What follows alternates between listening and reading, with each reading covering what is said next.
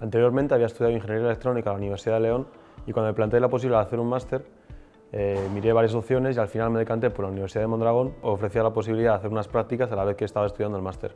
Yo he estudiado Ingeniería de Diseño Industrial y Desarrollo del Producto en la Universidad de A Coruña.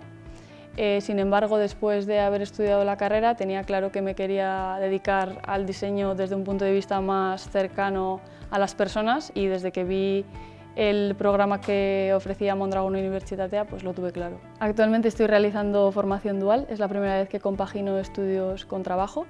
Actualmente estoy en Copreci y lo que estoy realizando en la empresa es el diseño de la nueva interfaz de la plataforma de inducción de Copreci desde el punto de vista de la experiencia de usuario. Actualmente me encuentro haciendo formación dual en Unma Handling System, que es una empresa que hace almacenes automatizados. La verdad que la experiencia es bastante satisfactoria, ya que me siento uno más de la plantilla y me está aportando mucho a nivel laboral. En estos momentos nos encontramos realizando el PBL, que es el proyecto práctico al final del Quatri, y la verdad que la experiencia es bastante satisfactoria porque nos ayuda a colaborar unos con otros y aprender de manera dinámica.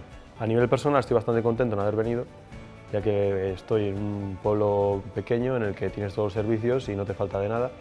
Y aparte el ecosistema industrial que hay en torno a la universidad favorece mucho la integración de la industria en el aprendizaje. Ahora mismo estamos a punto de terminar el tercer reto del curso. Es un proyecto con Movistar Plus, en el que tenemos que rediseñar la plataforma de Movistar Plus Lite, no solo desde el punto de vista de la estética, sino también desde la experiencia de usuario y usabilidad. De Mondragón Universitatea destacaría, por un lado, la metodología que se aplica, que es enfocada a los proyectos, ya que creo que se aprende mucho más, y por otro lado, la posibilidad de realizar formación dual, ya que pues, te acerca un poco al mundo laboral.